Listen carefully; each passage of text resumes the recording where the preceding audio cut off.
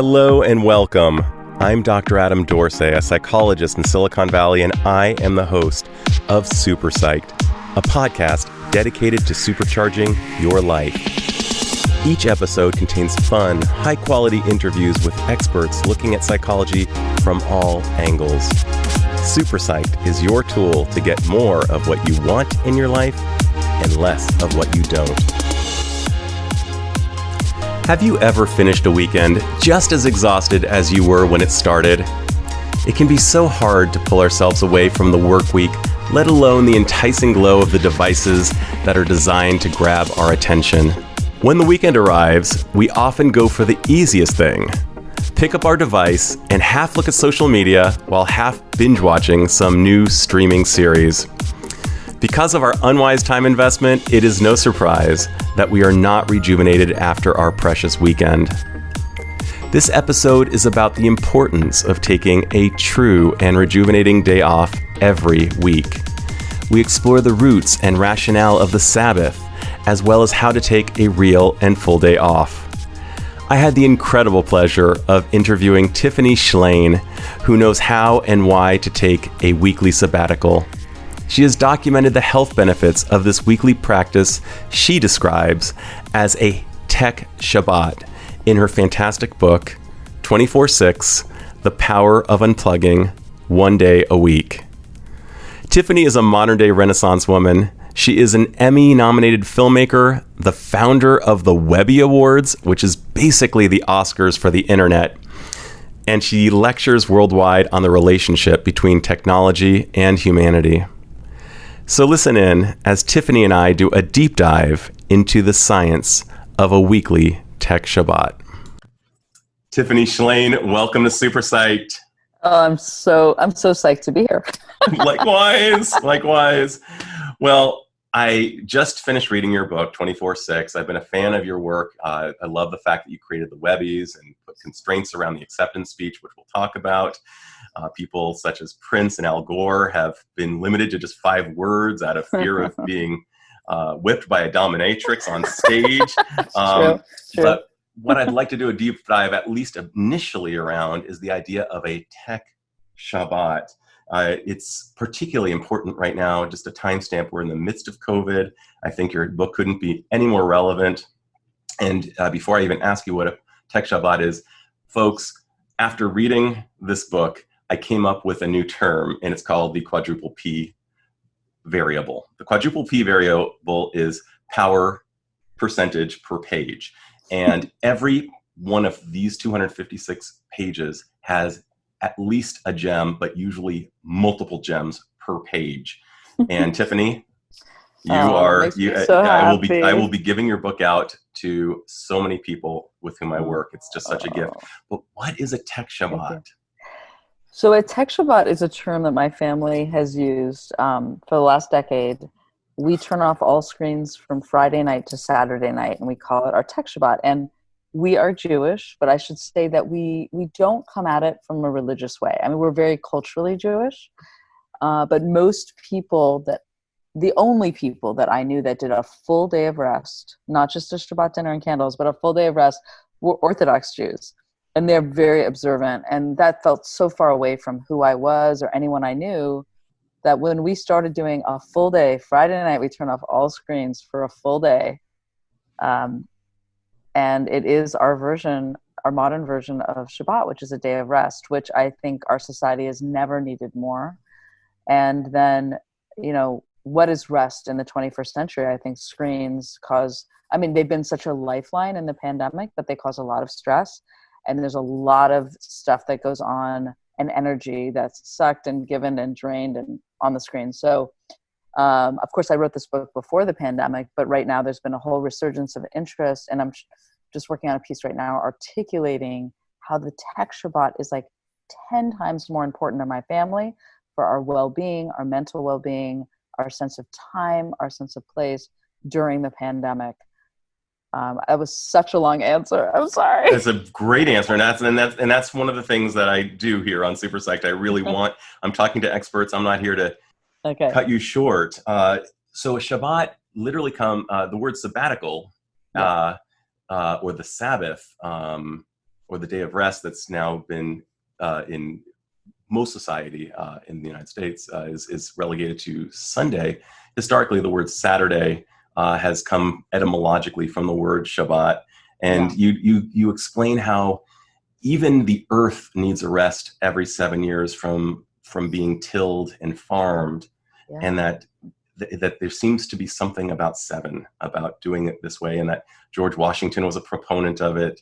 The Romans were proponents of it, and now it's no more Jewish than, say, yoga pants are Hindu, as you kind of described it. Well, I think I have great respect for any tradition that's lasted millennia, and I think that relooking at this very wise, profound concept of a day of rest in a new way for everyone, and liberate it from just the super religious or observant amongst different faiths, is very powerful, because it has, we've done it as a family. We have a 17-year-old and an 11-year-old, and my husband and I are very steeped in tech. We obviously love it. We're not anti-tech in any way, but we just don't love it 24/7.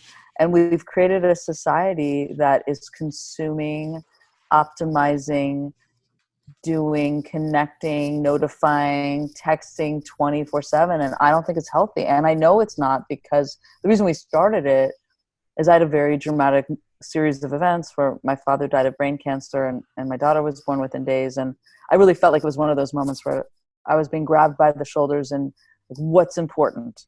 And what was important, that I had space to feel present, because I felt so distracted.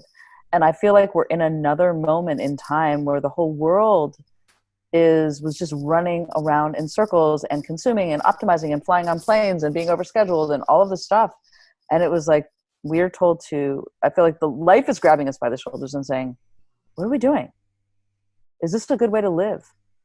And there's death and uncertainty, and it's a lot of fear, but I think it's also an opportunity, if we choose to look at it as a time to really think about how we're living, how we want to live, and what's important. So it's just felt like an amazing tool right now.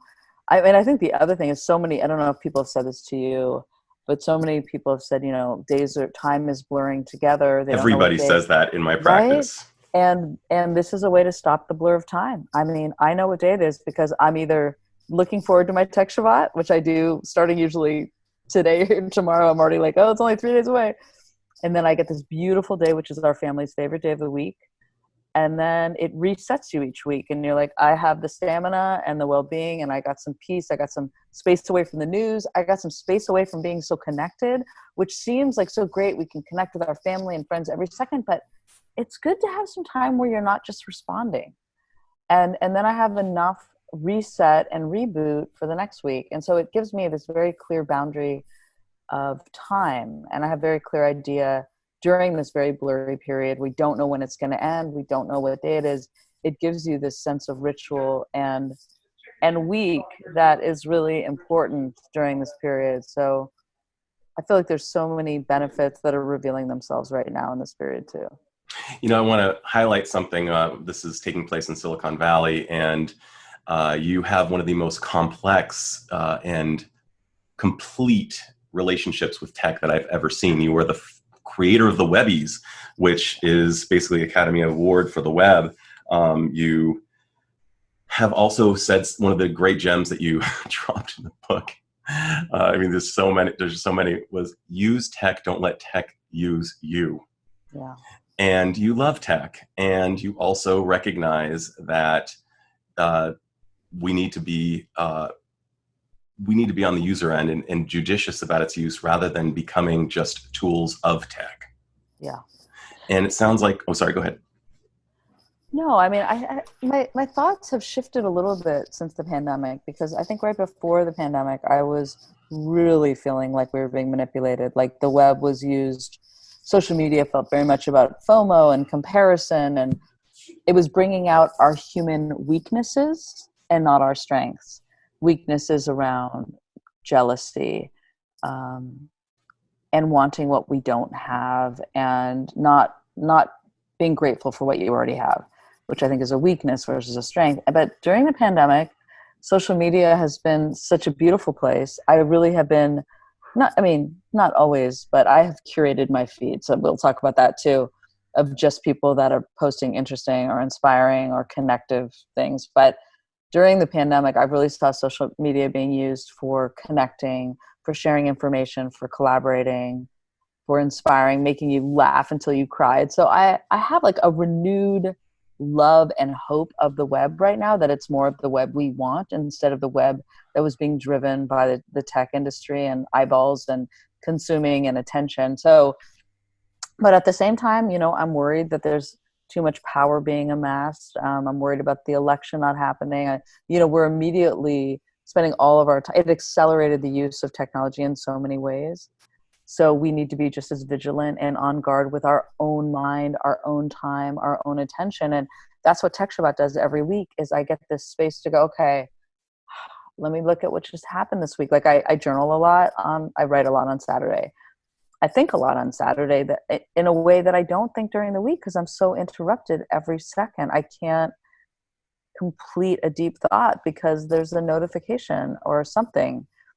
And on Saturdays, I find I really get to do deep thinking, which I savor. And as I get older, I just value so much what's already in my mind, and trying to teach our kids that that's extremely important. I mean, through this technology, on the downside, they're evolving to just need to be entertained and connected and something on the screen every second. And on our Tech Shabbat, it's really about just being comfortable with just being by yourself, or being with people in your house, or staring at the window, or thinking, or reading in a deep way. And that's a very important skill to teach our kids. And sometimes our youngest will say, I'm bored.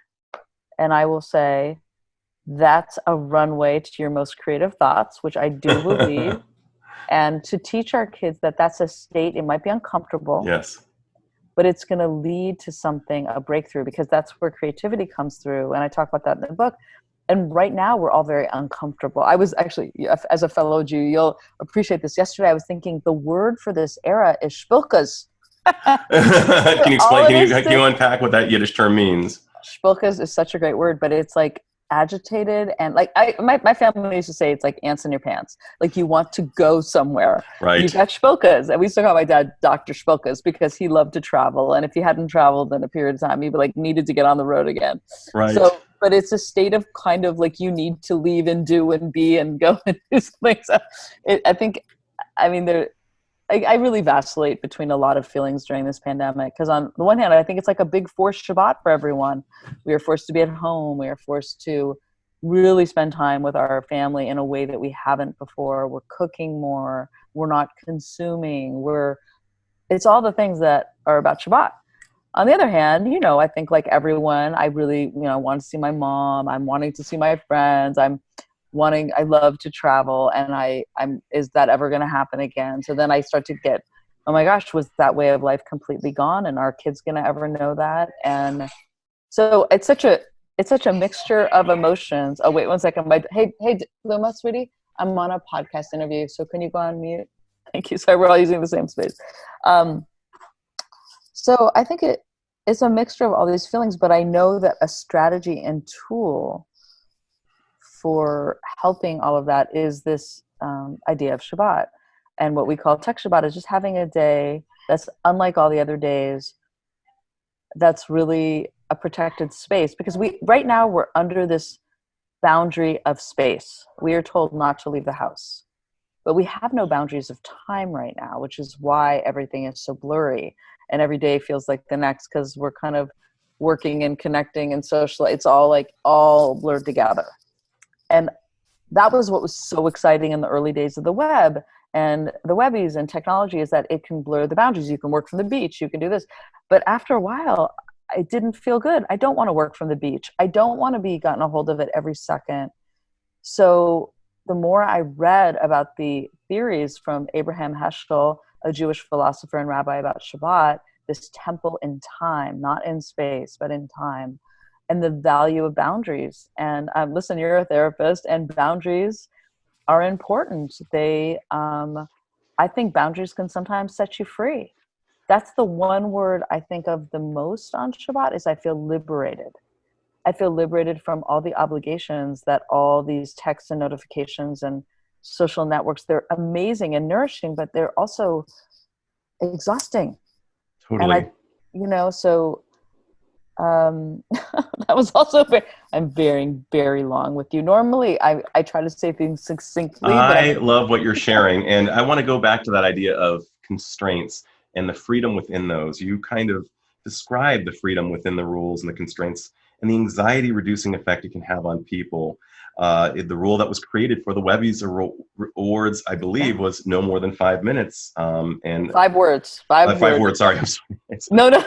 Yes, 5 words. And I love that. And Barry Schwartz has written a book called The Paradox of Choice. And the bottom line is we have more choices than ever, and we are able to optimize through all of those choices, but we're not enjoying the process at all. Right. And that in general, it's better to have what he refers to as something called satisficing, having maybe 3 options and choosing of these 3, which are you going to choose? And that the end effect is generally not that different from the optimizing. The optimizing just takes forever and is absolutely excruciating. But you're also talking about just how having these constraints, and even Kierkegaard, you said that Kierkegaard stated that anxiety is the byproduct of too much choice, and that somehow anxiety is reduced. You're able to, just as you mentioned, you're able to go deep into something that during the week you might not be able to because you feel compelled. You even described your father's dictum of not answering the phone during dinner.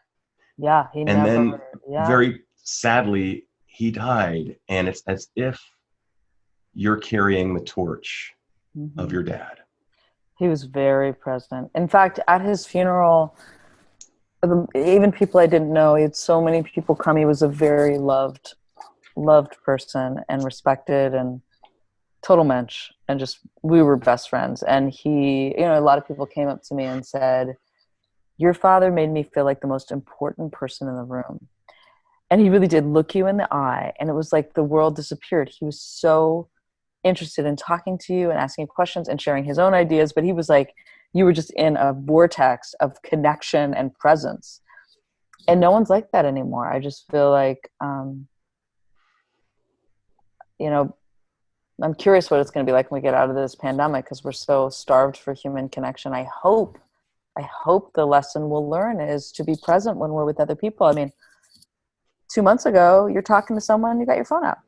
Everyone at the table has their phone out. You're there, you're not really there. And so will we understand how valuable it is to be with others?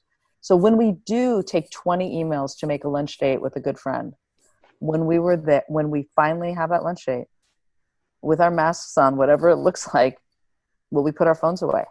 Will we understand that there is true value in being together when we're together? And I really wonder if we can do that. I've been working on this piece that I want to share with you, but just how COVID exposes pre-existing conditions. And will this situation expose the pre-existing condition of us never being present?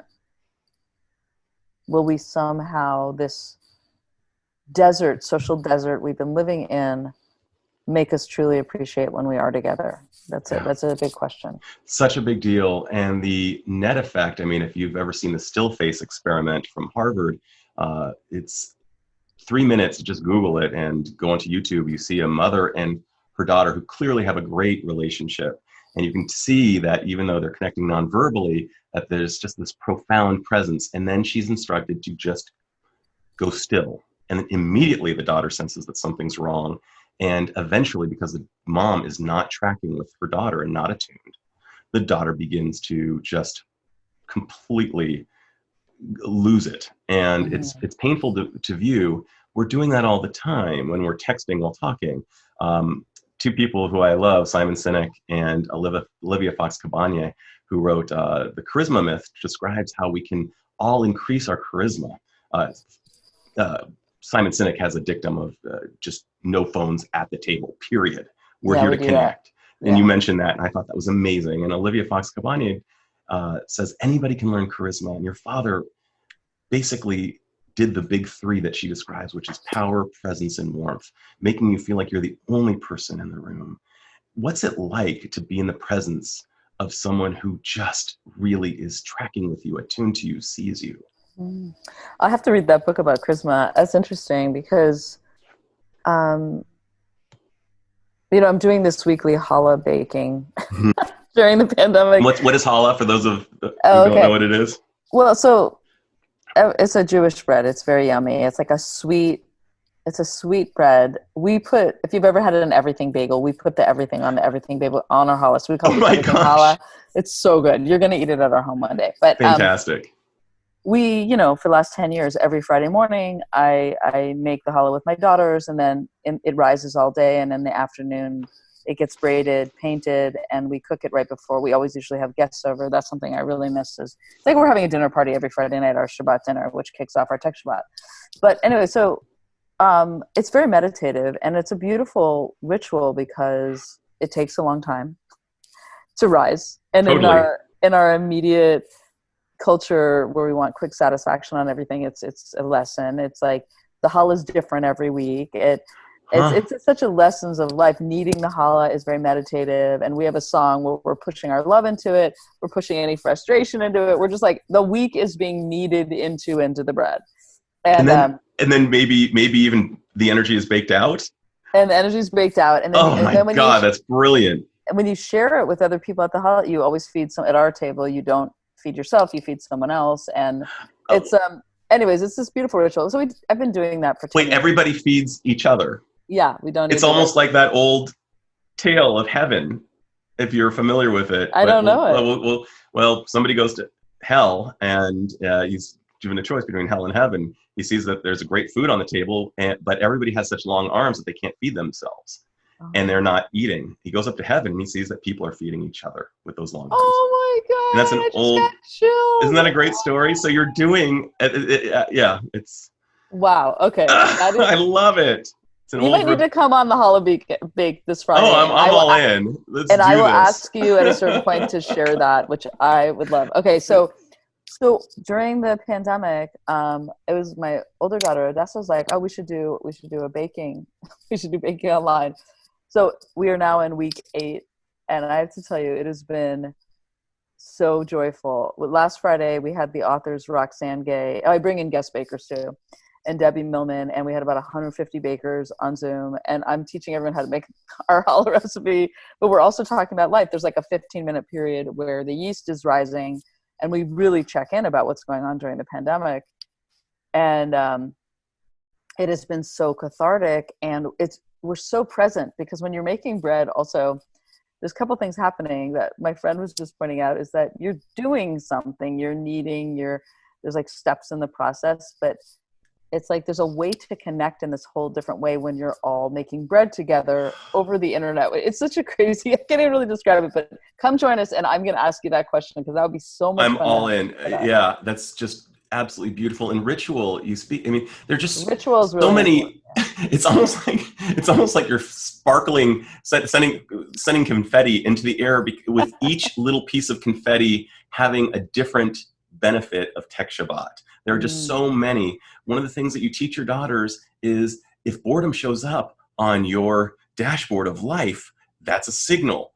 Go attend to it. Go do something. That means you need to do something.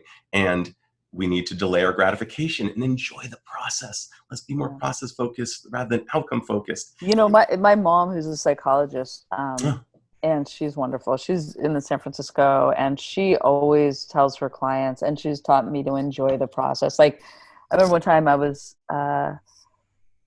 some film I was working on, and I was rushing a part. I was like really wanting to get it done. And she said, "You spend so much time raising money for this movie, to make the movie. Like, don't rush this part. This is the process. This is the part." Totally. And I think that it's such a wise advice for life. Enjoy life is all process. We are in process right now in a pandemic. Like, I'm finding this period fascinating. I mean, it's a once in a lifetime experience, and it's a once in a lifetime opportunity too. I mean, I was actually worrying that the younger generation, our kids, just had it a little too easy. They're living in, Right.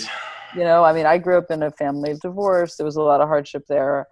And I don't wish that upon anybody, but I think having to wrestle through a situation that's the teacher, that's the lesson. And we're in for an unusual 3 years. I do not think this is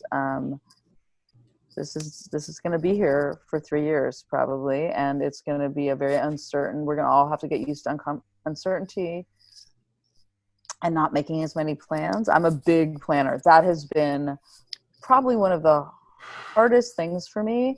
And I think I told you earlier, we are getting a puppy in 16 days to be exact. And it was so exciting just to look forward to something again. Like, there's a hard date. It's going to happen. The puppy will come. We'll get to meet her. And it's felt so good to just look forward to something again. And, that's probably, I love planning vacations and parties and Shabbat dinners because I love looking forward to things. And I know that like 70% of the enjoyment of a vacation is just the planning of it, right? So Totally. I think we're going to have to live through a period of not looking forward or in a different way. And that's going to be a whole new set of skills we're all going to have to activate: forgiveness, compassion, empathy, and so much respect and gratitude to all the people in our society that I don't think got enough before. There's so many lessons here.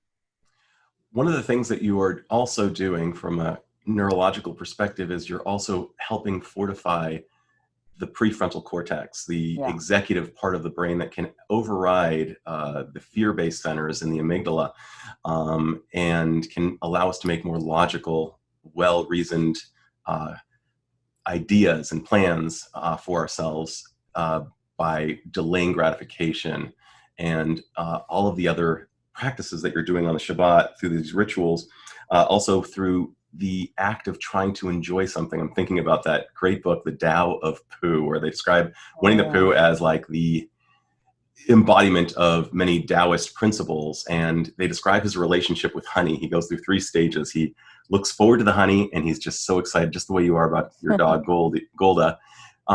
Goldie or Golda? Oh, now it's become Rosie the Riveter. Rosie, okay, Rosie.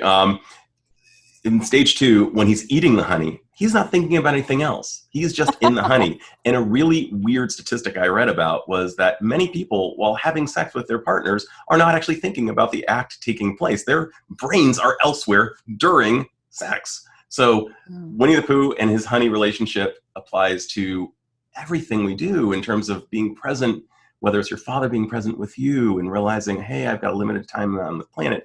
I'm going to use the time that we have right now. I'm not picking up the phone. That is not more important than you.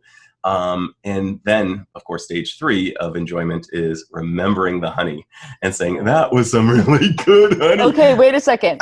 Remembering the honey. I am so glad you brought up. Is it the Tao Pooh? I have that book. I haven't looked at it in years. Right? But that is so great because on my Tech Shabbat, I do a lot of writing. I'm calling it writing and not journaling because I know there's some people that don't like the word journaling and they're like, I'm not a journaler. Let's call it writing.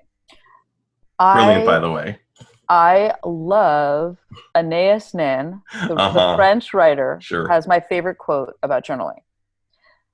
I journal to live life twice, which is about remembering the honey.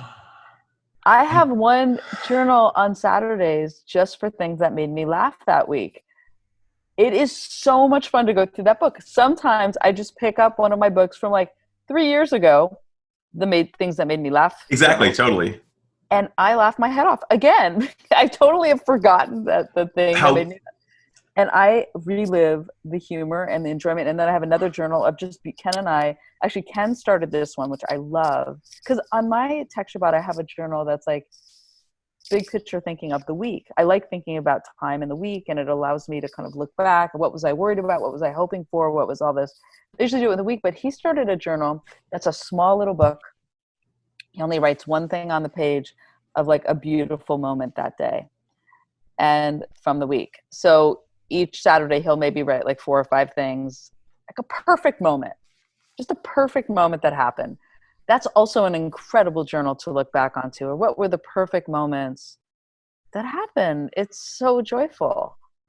And you'll be happy to know that positive psychology, which has become one of the most heavily researched arms in psychology as a science has corroborated exactly what you're talking about. Doing this act is so good for the brain. It's as if you are giving it everything it needs, like the push-ups and the nutrition, by doing what you're doing. Yeah. Oh, that's so nice to hear. I like the push-ups. I mean, I think it is such a powerful force when you understand that it is like a muscle. I made this film called The Science of Character, which is all about positive psychology. Have you seen that one? I have, and it's awesome. Yeah. Well, and I use the muscle analogy because I think that word gratitude also is like a trigger for some cynical people. That word gratitude feels too like new agey or something. Right. I don't know, but my husband calls it appreciation for that reason. He likes that word better. Perfectly fine. Call it. Yeah. But the more you do it, the more that you have, that more that it happens. Exactly. It is an amazing force field. So the more you appreciate things, the more grateful you will feel.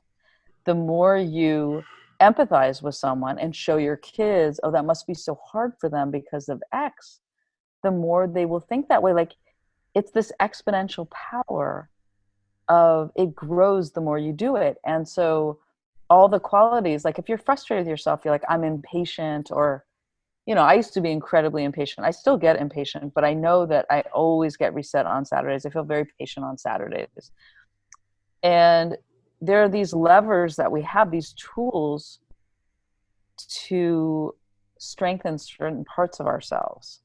And I think that's really empowering too. You know, it's the whole thing of, do people change? Can you, neuroplasticity, can you change yourself? Can you evolve more to the person you want to be? Exactly. And I think my impatience, I think Tech Shabbat has taught me a lot about patience. And I'm sure you know the work of Sylvia Boorstein. She wrote Funny You Don't Look Buddhist. Exactly. She's hilarious and really smart. She's so great. And she, I went to this meditation workshop, and someone said to her, in 40 years of meditating, like, what's the biggest thing you've noticed? And she's like, I'm kinder.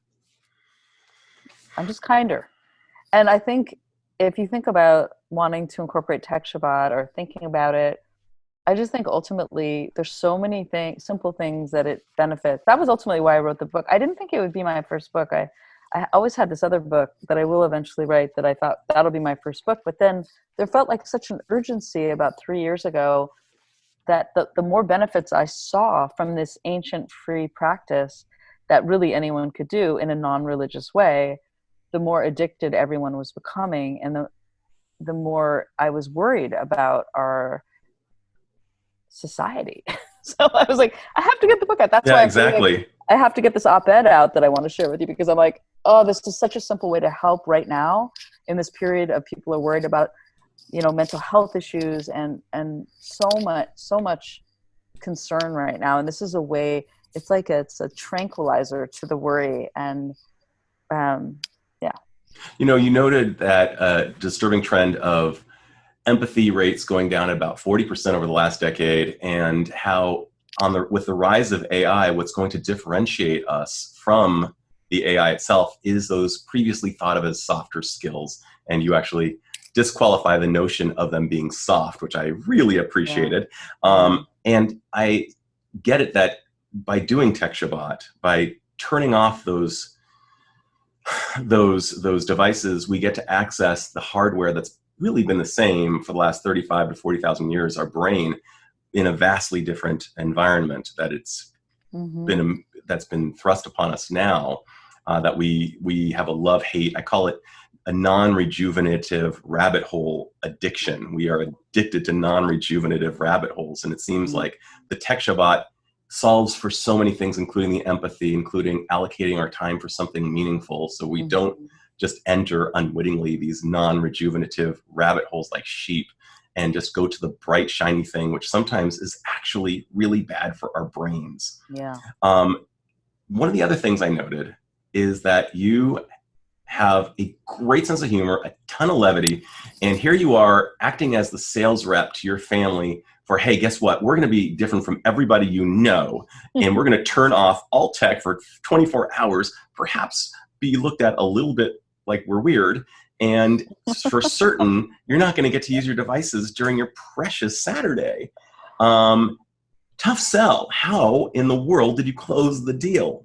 Well, it's all positive psychology. It really, I think of positive psychology all the time. If you say we're taking away your phones for a day or all screens, that doesn't sound fun. But No, it doesn't. It sounds like some Sounds people awful. have told me they told their kids that when they heard me speak before they read the book. Because in the book, I clearly talk about strategies to get your kids on board, different ages, different strategies for different ages, because there's different set of issues, and your partner. There's always someone in the relationship who's more addicted. So a lot of people have given my book to their wives, or some people have given it to their husband to get them on board, because it has to be a full couple. Everybody has to be rowing in the same direction. If somebody's not, we got dead weight. Yeah, but I think it's positive psychology. So if you asked everyone in your family, what do you wish we all did together? What's something you wish we all did together? Everyone's got something. Right. Everyone's got a different list. They all have a couple things. They're like, oh, I wish we, went mountain biking. I wish we, did a picnic, or I wish we, whatever it is, I wish we cooked more together.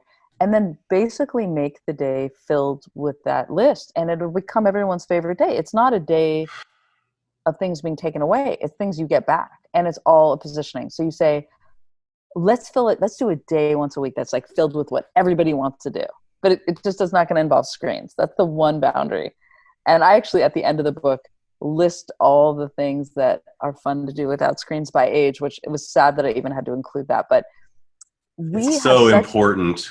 We have but I think we just need to remind us what life was like in the 70s and the 80s, and then what brought us joy, what brings you joy. And I can just tell you, like, is every Saturday there's things that we do a lot of cooking, we do a lot of reading, writing, napping, going outside, and we do a lot of nothing. And that's a really important thing to do too.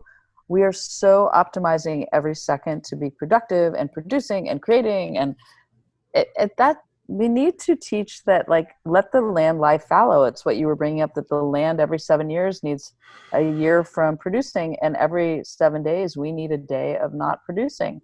And ultimately, that will create such fertile soil for creativity. I have my single best ideas on Saturday, hands down. I'm a filmmaker. I look at my creativity like an athlete. What makes me most juicy creatively? It's always that day off.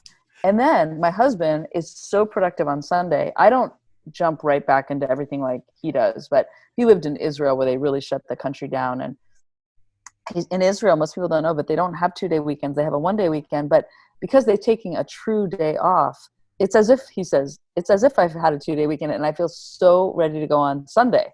So that's his Monday. So it actually doubles. It's 2x. Yes, it's 2x. It really is. If I take a complete day off on Saturday, not only do I have my best ideas then, I feel most connected to my family, most creative. But I do feel like it's what makes me productive the other 6 days. I love that sleep is making a comeback. LeBron James has a sleep coach. And he attributes a lot. I mean, here he is, 35 years old. He's a beast. I'm beginning to think he's the best basketball player I've ever seen, which has been really hard because I love Michael Jordan. But no need to compare. They can both exist as paragons of awesome. But more and more people, I mean, Huffington in her great TED Talk describes her previous, kind of dismissal of sleep. And there are so many paragons who kind of dismiss sleep, like Elon Musk, I believe, and I'm going to put an asterisk next to this because I need to absolutely make sure that I'm correct about this. But a lot of people take a lot of pride in saying they don't need sleep. We now know that most of us muggles need at least 7 hours minimum. Otherwise, even though we think we're performing well, on objective scales, we're not. And you're describing the importance of both sleep, of restoration, and how you become a better filmmaker, a better mom, a better author, and that, like Anais Nin, it provides you with an opportunity to live life twice in that day. Yes. I love it so much. Can you describe just kind of operationally, what does it look like? If we were to see it in a movie, what would we see a Tech Shabbat looking like? Yeah, I mean, Friday morning, I'd be making challah dough. So you're preparing already. Yeah. Oh, yeah, for sure.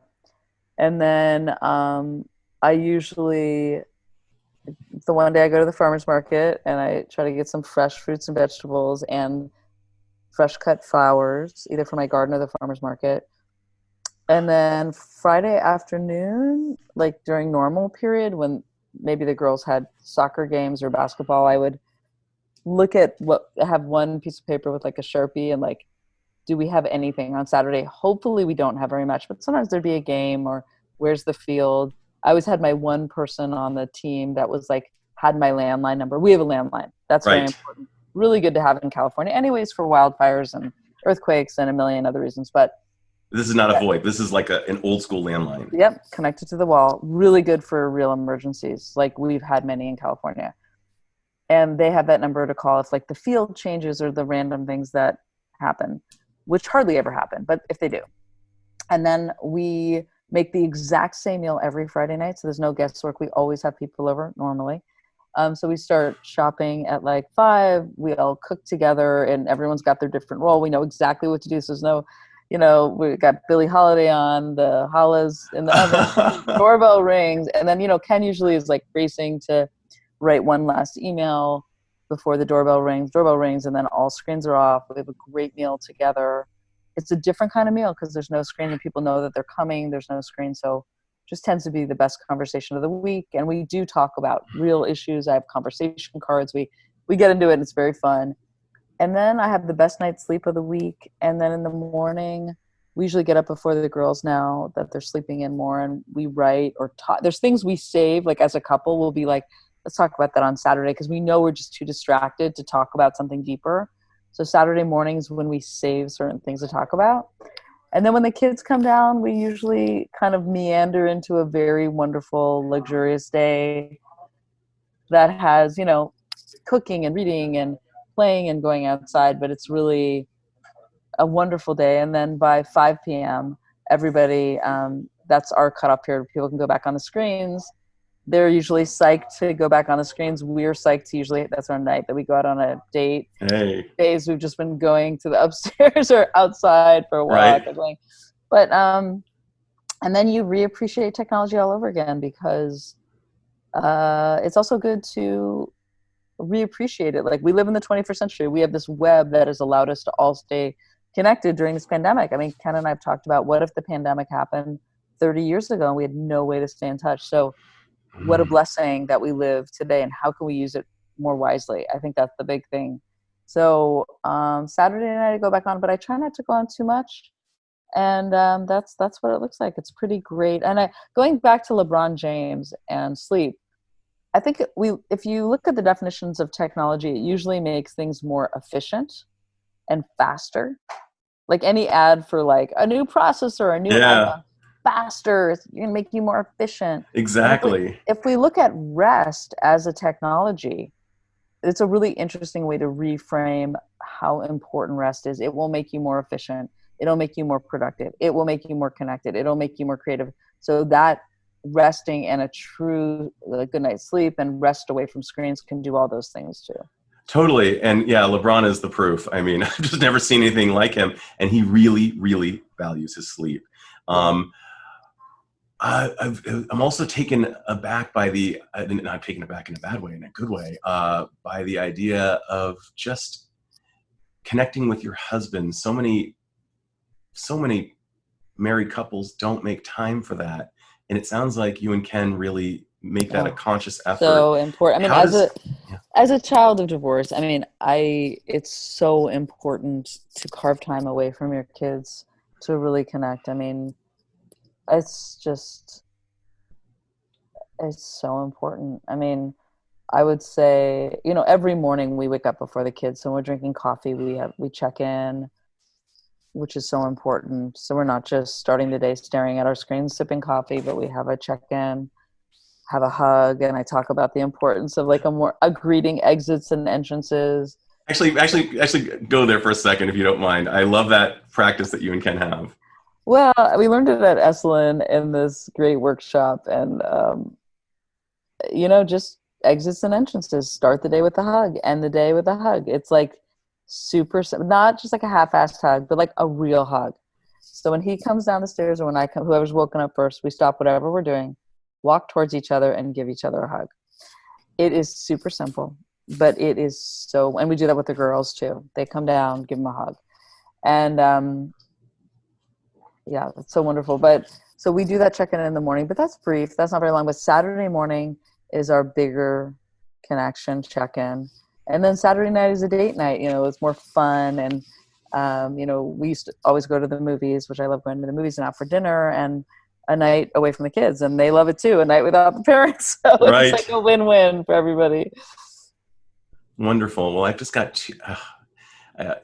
two more questions, and I already feel, you know, I'd love to interview you again as your work evolves, because you're always, I mean, your history is dictated that you are always touching on really interesting topics and ideas. But is there anything I should have asked but haven't yet?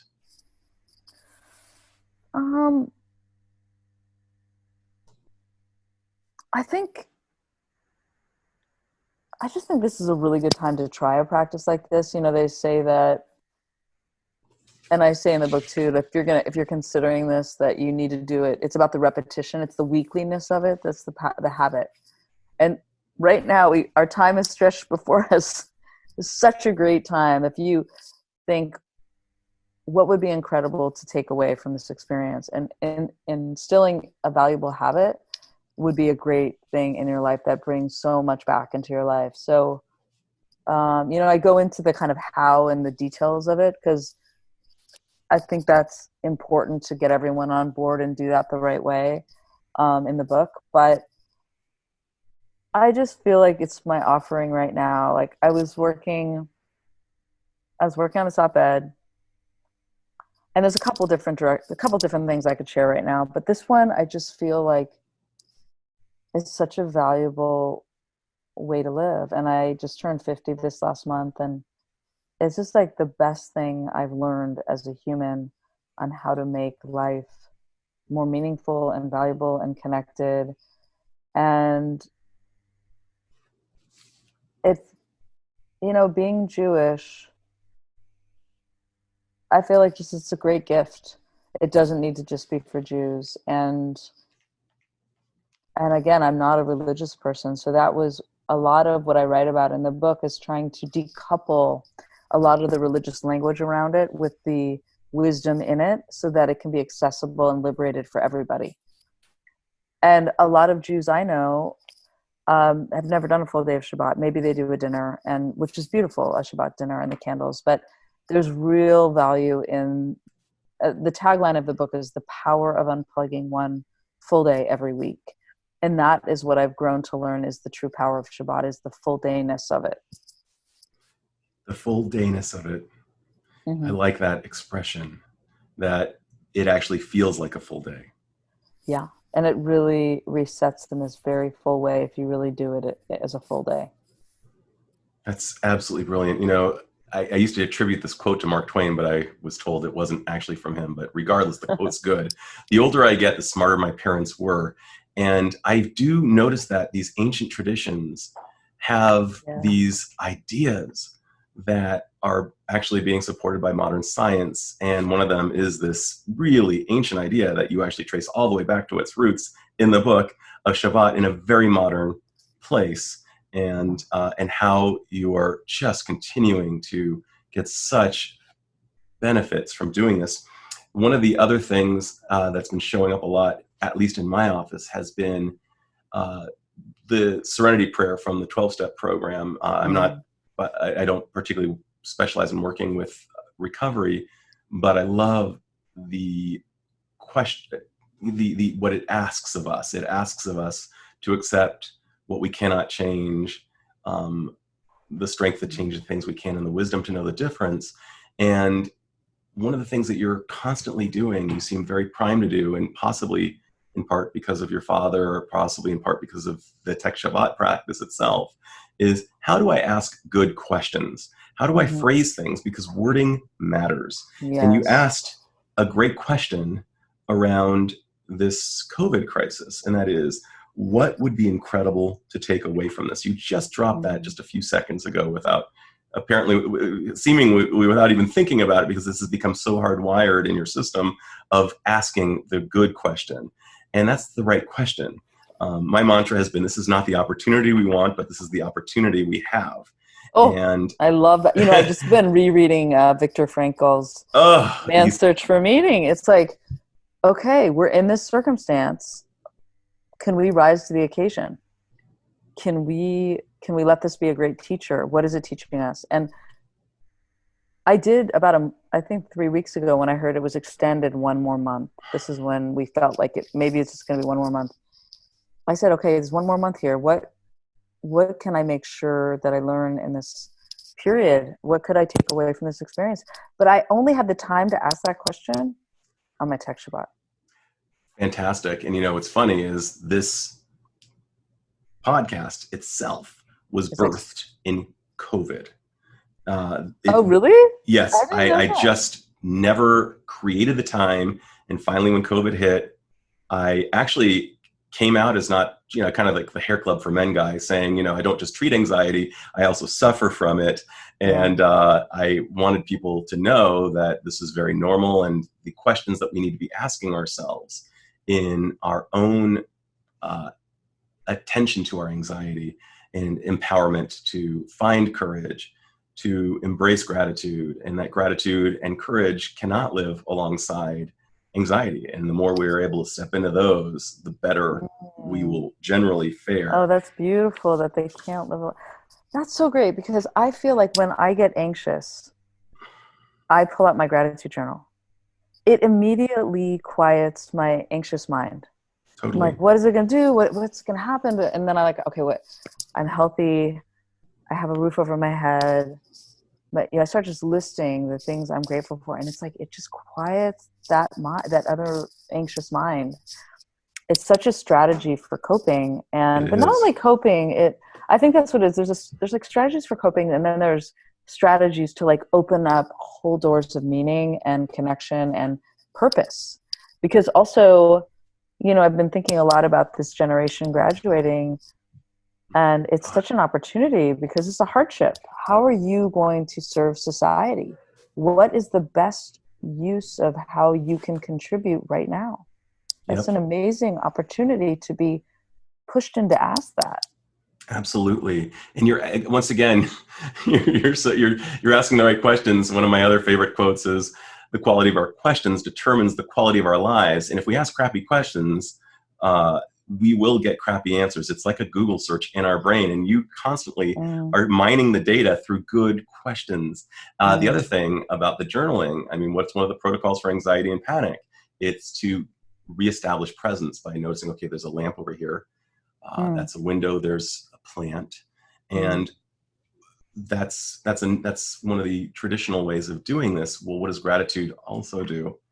It makes us present. It seems like everything we're trying to do is reduce resistance and increase presence. And that seems to be such a big salve, and it bleeds right into why Tech Shabbat is necessary, and what and why your book is such a gift, and why I will be giving it out very regularly. I mentioned earlier that one of the things I do is bibliotherapy, by giving out books that will really just move the ball forward downfield in the work I do with people. And your book will be phenomenal for that. Thank you. I have so enjoyed this conversation. I really do feel like we are kindred spirits. And it's such a joy to hear your references, because like some of them I haven't thought about in a while, and some I haven't heard of, and it's just a joy to talk to someone who thinks deeply about all of this stuff too. And I think it's a really, dare I say this, but it's an exciting time if we choose it as this incredible constraint that may be able to set us free on what's important. It's interesting to hear you say that. My father, who's 81 and has pre-existing conditions, also just a really incredible human being. Every year, one of the things I write in his birthday card is how much I appreciate that he's changed over the year. He's committed to making use of the year, and not just sitting and doing just not just sitting in a homeostatic place, but learning new things. And that's what he's doing with this too. At 81, he's just crushing it. So to your point, I agree. So I have to ask this as at least, this parting is going to be bittersweet for me. I'm just enjoying this conversation so much. But the question I want to ask you, just to gift the listener with, is, because you think so cinematically, and by the way, we're kindred spirits there too. If you were to imagine a film describing a world in which everybody did a tech Shabbat, not for, obviously not imposing religion, imposing just not imposing, but bringing that practice. What do you imagine society would look like if everybody did that? Well, first of all, it'd be so good for the planet. It'd be so good for the planet to have a day where people didn't consume and they spent time connecting. I think it'd be very powerful to do something on the same day as everyone else once a week. It's a very powerful feeling to do something that everyone else is doing. I think that's why people watch sports. That's why when someone important dies in society and everyone goes on social media, like there's these moments where you just feel connected. What if we had that every week? We're all connecting with the people in our lives, and we're all thinking and pausing and reflecting. I mean, I want to live in a society that values reflection. And I feel like by creating a 24/7 world, we no longer value that. So I think it's reinstating the important value of reflection and connection and gratitude. I think there'd be less war. I think there'd be more authentic connection. I think there'd be more compassion for people in society, because we'd have a moment to really think about the implications of our actions. I mean, so much good would ripple out into the world. And that's actually the name of my film studio, because I do think about that. It's called Let It Ripple is the name of our film studio. And it's all about what things can ripple out in a positive way in our world. That's absolutely fantastic. And I was wrong. That was not my last question. This one is. You mentioned something, and I would be kicking myself if I didn't ask, because what's showing up so regularly in my office is, of course, social media as being both a blessing and a curse. And you mentioned adjusting your feed. How do you do that? Okay, everyone, listen to me. I know I am. I want you to go in your feed when we're done. Yep. And here's what most people don't understand. You can unfollow people, but still be their friends. I spent a year, it took me a year, because I made the error when I first started Facebook. I had a friend who was like, just say yes to all the friend requests. There's a lot of people coming to me because they'd seen my films, but I didn't know them. And so I accepted the world. And then I went into my feed. I didn't know a lot of the people, and I was listening to just a lot of contact with people that I love, but I didn't want to actually go into my brain every day. So I spent a year curating my feed literally to just people I want to stay connected to, who post interesting things, inspiring things, people I really want to see their kids grow up. But it took a long time, because I unfollowed the majority of the people on there that I didn't know, or that I didn't feel like were productively posting, or just posting about their lives or themselves in a way that felt gratuitous. And I do that on Instagram. I'm very curated. You can mute people. You can still be friends with them, but you're not following them. Twitter, I leave much more open. I look at Twitter as like, I try to follow people actually I disagree with. I look at that as much more of a combustion of all the ideas. So I'm not in some echo chamber, but my feeds are very curated. And then I also go to this website, which I highly recommend, called allsides.com, and basically takes every headline from the day and shows you what the left is saying, what the center is saying, and what the right is saying. And I don't go to it every day, but when there's some big news story, I'm like, well, how are they positioning it? I also get this magazine called The Week, which does the same thing. It really gives you a 360. It's a printed weekly magazine that we love so much. They just came out with a kids version called The Week Junior, which we get for our 11-year-old. But it is the best magazine, because it says, here's what the Republicans are saying, here's what the Democrats are saying, and then every issue, here's what Europe's saying, this is what China is saying, and I just think we need to stay vigilant about making sure we're getting all the perspectives. But in the social media feed, which is so intimate, and often you look at before you go to bed, which you really shouldn't, but it influences so many of your thoughts. Like, careful who you follow, because it's basically, you're curating your stream of consciousness. Oh, so good. Tiffany, you are a blessing to the planet and to my listeners. Thank you so much for taking time to share your wisdom. Oh, what a great, and I'm so happy for you that you just launched this podcast. So what an amazing thing to come out of this constraint is that you're creating something wonderful for people. So mazel tov on that. And so happy to have had this conversation with you. This is Dr. Adam Dorsey thanking you for listening to Super Psyched. To listen to other great episodes or to get more information about today's episode, please visit me at my website, dradamdorsey.com. That's DradamDorsay.com, and click the Super Psyched podcast link.